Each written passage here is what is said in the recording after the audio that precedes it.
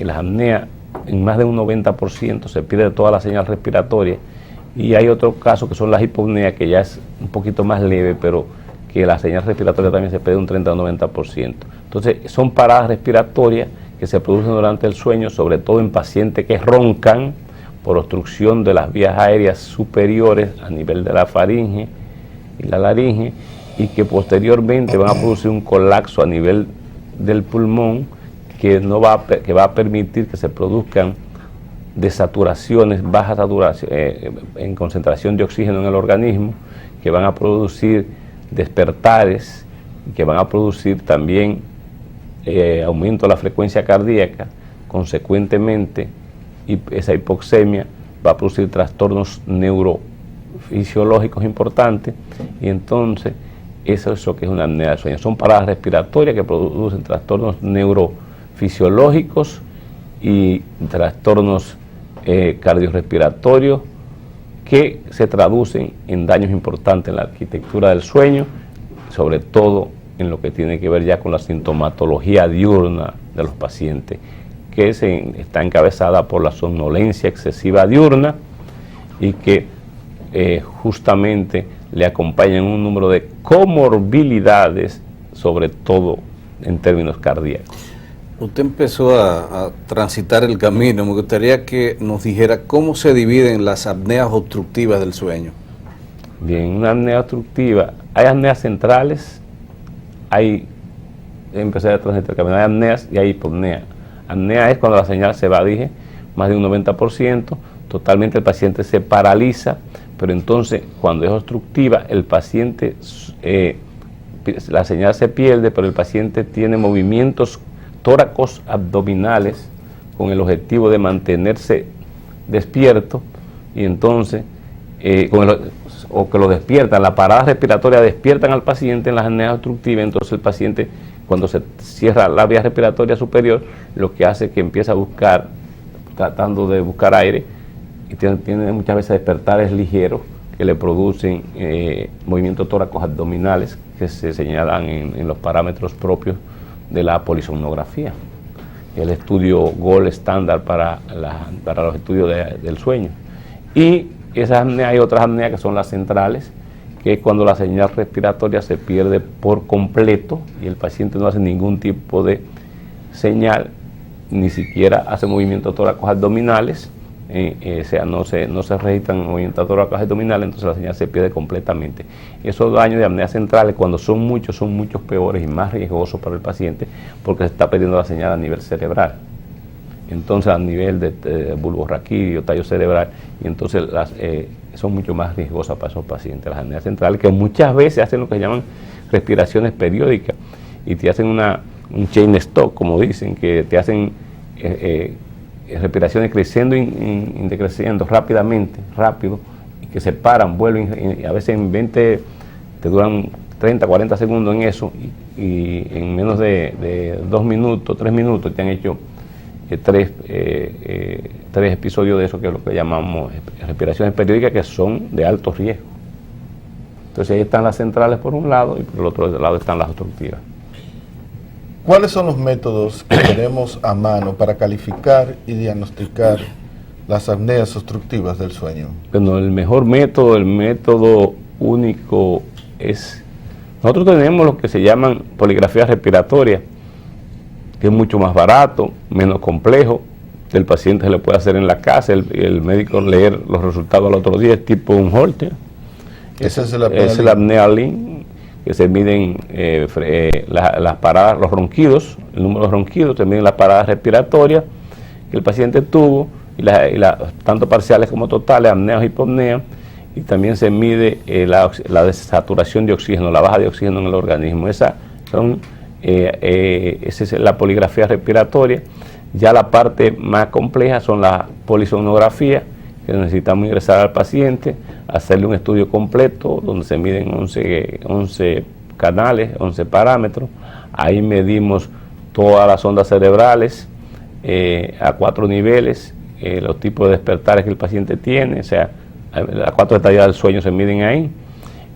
Además tenemos en la polisomnografía se mide frecuencia cardíaca, también se mide las paradas respiratorias que ocurrieron, tanto parciales como totales, a través de cánulas nasales y un sensor boca-nariz, un termistor. También ese termistor, por eso hablamos nosotros del termostato propio del sueño, que conduce a, como parte propia del organismo. Además se miden los movimientos de piernas que tiene el paciente, cuántas veces mueve la pierna. O sea, que hay gente que patean durmiendo de noche. Igualmente, y todos los daños, sobre todo cardiovasculares, en términos de ritmo cardíaco, que es lo que más se mide en el paciente, cuánto le bajó el oxígeno, cuántas veces le bajó el oxígeno, cuántas veces se paró la respiración, de qué lado o no se paró, duerme el paciente mejor, hace menos parada, de qué lado no ronca menos, cuántos episodios de ronquido precedieron las apneas a los despertares, cuántos ronquidos lo despertaron o cuántos ronquidos, entonces se va viendo cuando en algún momento la hipoxemia fue muy alta, que se produjo un aumento importante de la frecuencia cardíaca porque el corazón buscando respuesta a esa baja de oxígeno se dispara en frecuencia. O sea que en términos generales son estudios muy completos y es lo que la polisonografía es el más completo de todo y el gold estándar para estudiar los trastornos del sueño. A veces uno tiene inconvenientes para uno dormir cuando uno sale de su casa, de su hábitat en el que uno está acostumbrado, en una noche determinada. La apnea del sueño, cuando ustedes van a hacer la polisonografía, el estudio de apnea del sueño, ustedes toman en cuenta ese concepto particular del paciente y le dan algún inductor del sueño, o no se le puede dar nada para inducir el sueño cuando se hace el estudio. No se le da nada para inducir el sueño. Lo que sí al paciente se le dice a estos pacientes es que los medicamentos que usan a diario lo usen normalmente, pero nada de inductor del sueño.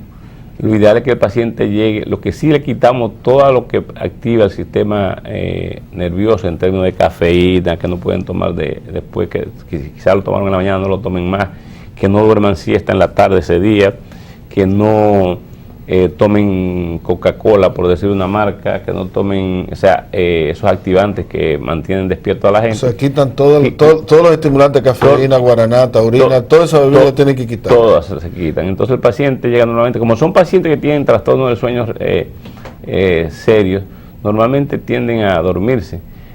Como hemos visto, incluso hay gente que dice, yo no duermo, que yo cuánto. Sin embargo, nosotros logramos captarle un par de ciclos de sueño y que tienen insomnio. Y cuando tú vas, a veces son problemas psiquiátricos, psicológicos, que no tienen que ver nada con que tienen problemas del sueño. Y normalmente porque hay factores de riesgo que están ahí, que Manuel y el doctor Lora lo conoce más que yo, que son los factores de riesgo propios. O sea, una hipertensión arterial refractaria que no mejora con nada, una arritmia cardíaca. Y son pacientes obesos muchas veces. O sea, la diabetes que no se controla. La diabetes que no se controla. O sea, tú estás viendo al paciente. Miren, señores, una de mis experiencias más últimas fue un paciente, por cierto, de una doctora muy amiga nuestra, una nefróloga muy famosa. El paciente tiene tiempo con un problema de apnea, del sueño. El paciente llegó a nosotros por el otorrino, oígase bien, que se había que operarlo, ¿no? El paciente empezó a tratar, si te voy a traer esa experiencia por adelantado, quizás la iba a contar un poquito más tarde, y tenía problemas de filtración glomerular, problemas renales, 10 años, sin control. Va en su 4º mes de tratamiento para apnea del sueño. Dice, en primera vez en 10 años que tiene controles normales. Y yo recuerdo que la doctora me dijo, qué bueno que se hizo eso. Y exactamente, o sea que son cosas que uno la ve en el día a día, pero por decir un caso, y es importante señalarlo porque realmente, pero lo que quería decir, ahí están los factores de riesgo, y uno básicamente lo limita. El paciente que va a nosotros a hacerse un estudio de apnea del sueño, primero tiene que pasar por mi consulta, conversar 1 hora conmigo, independientemente de quién me lo mande, y ver si ciertamente califica para eso. Tenemos 3 cuestionarios, tiene que llenar alrededor de 80 preguntas de calidad de vida, si ciertamente se hace pesar, de todo, donde le preguntamos de todo, pero también a cuántas, otro cuestionario de 8 preguntas que dice que va a evaluar la somnolencia excesiva diurna. Tiene otro cuestionario de ronquidos solamente, si molestan a las personas o no.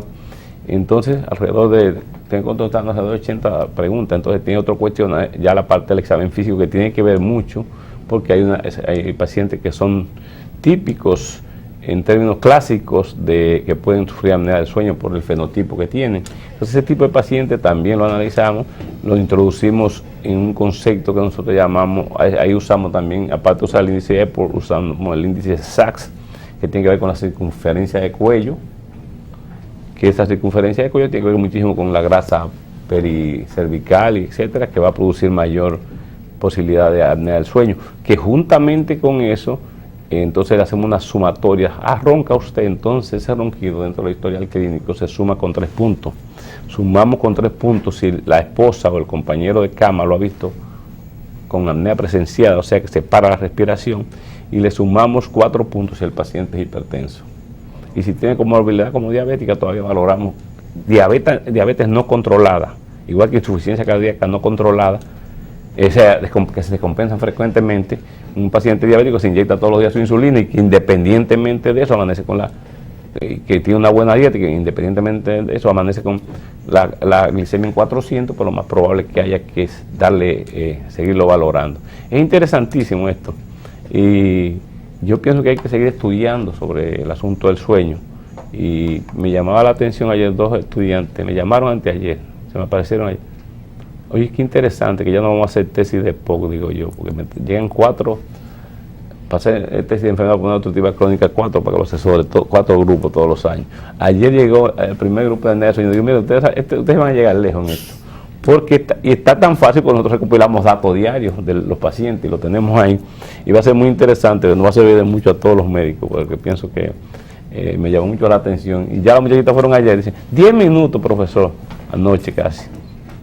Yo tenía paciente afuera, ni me daba cuenta, los 10 minutos fue en 45, porque empezamos a ver las variables que íbamos a tomar en consideración, pero va a ser muy interesante, porque hay un desconocimiento muy profundo en la clase. Primera vez que nosotros en la clase de neumología de la universidad implementamos el tema de apnea del sueño en uno de los grupos, y es en este semestre justamente, me toca darle el martes. Usted estaba hablando hace un momento de apnea y de hipopnea. Me gustaría establecer las diferencias de ambas. Sí, fíjate, en los ronquidos muchos son vibratorios y otros son más profundos, entonces que producen la parada propiamente dicha. Los vibratorios a veces, cuando son muy fuertes, también producen hipopnea. La hipopnea es, vuelvo y reitero, la apnea es la parada prácticamente total de la respiración, para hacerlo entender más.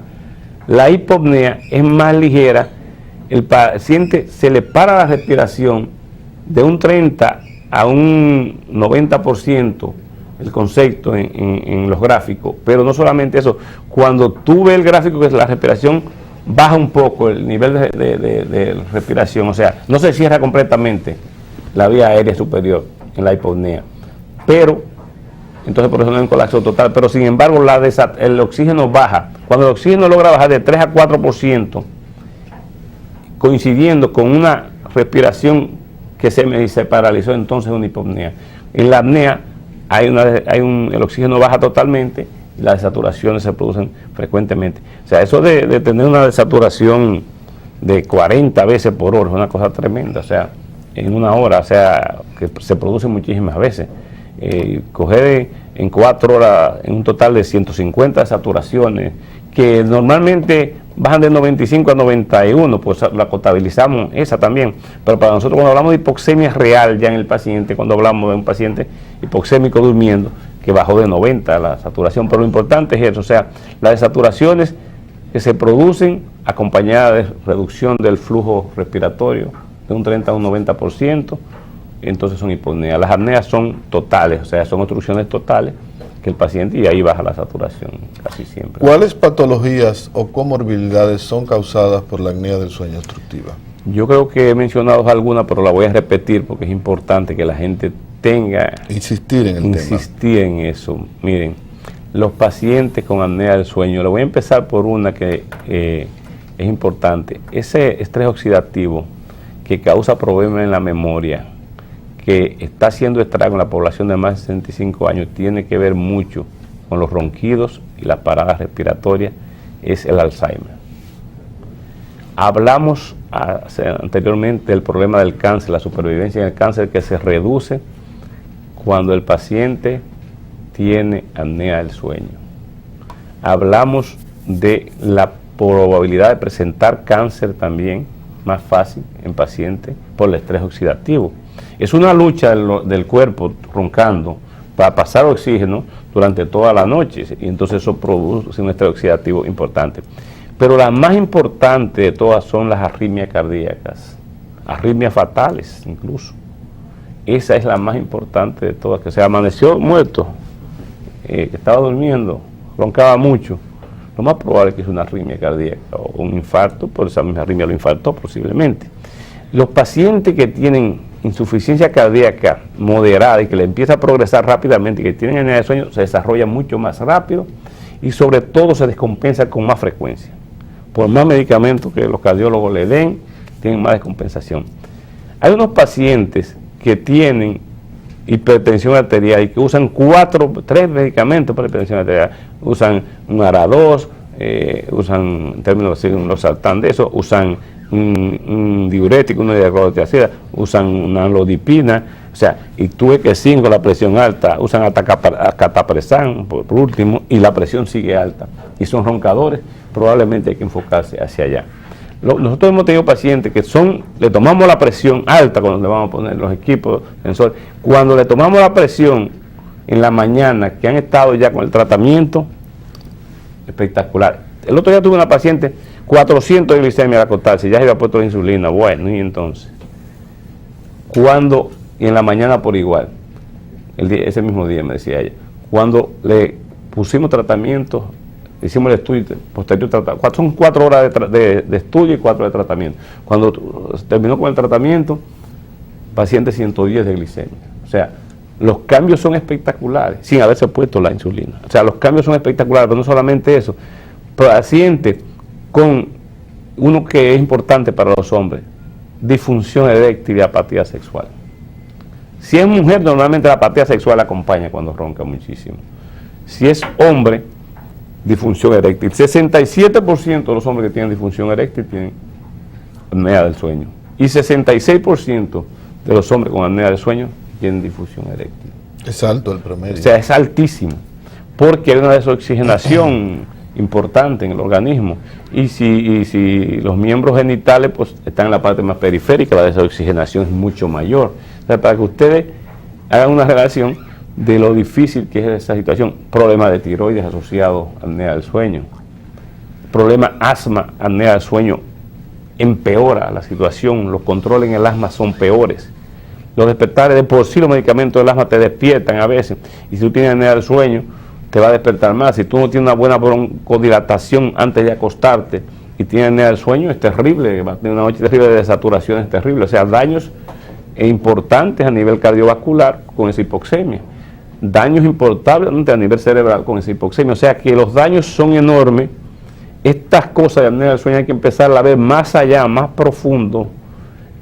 Hay que enamorarse de esto, hay que empezar a que la gente lo entienda, a que es una patología que causa tanto daño. Si la seguridad social de aquí fuera más inteligente, anduviera cubriendo la apnea del sueño, polisonografía a la gente, porque por eso lo hacen en Estados Unidos y Europa.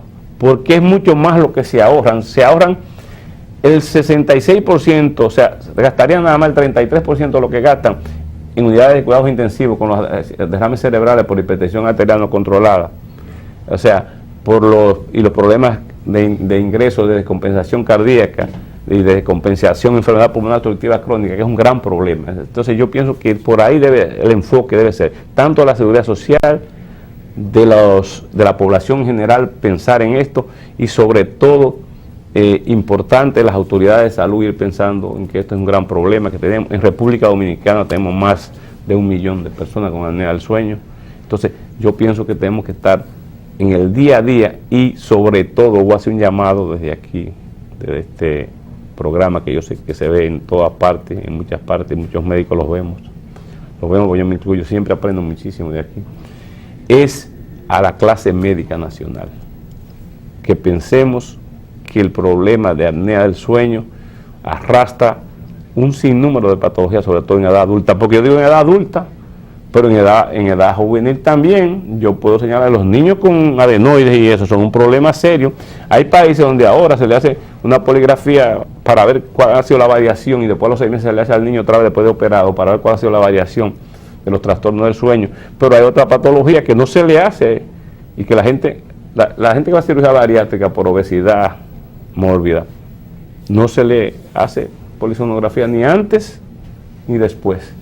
Es un ahorro que se hace la gente, se hace el cirujano, pero no puede valorar. Si pudieran ellos, los mismos cirujanos bariátricos, empezar a ver eso, y estético, y empezar, mira, los resultados que yo voy a obtener ahora con relación, son más que la belleza, después que ellos lo logran. Si ellos logran ver que ese paciente con apnea del sueño, se le corrigió un problema de tanta envergadura, de 80 paradas respiratorias con obesidad y eso, y que la bajó a 5 es importantísimo, porque todas están calificadas. De 0 a 5 usted se puede parar la noche entera y usted no tiene apnea del sueño. Por hora, 5 paradas por hora, no es apnea del sueño. De 5 a 15 usted tiene un síndrome de apnea obstructiva del sueño leve. De 15 a 30 tiene un síndrome de apnea obstructiva del sueño moderado que tiene que ponerle atención a ese, más que todo porque se necesita tratamiento. Y el de 5 también, prevención. Y de 30 a 45 tiene tiene apnea del sueño grave. Y de 45 hacia adelante, según el grado, muy grave. Entonces, son mucha la gente que tiene 80 índices de apnea, hipopnea por hora. O sea que esos son muy graves. Entonces, a eso hay que ponerle atención. Y la clase médica tiene que estar alerta con este problema, por el bien de todos.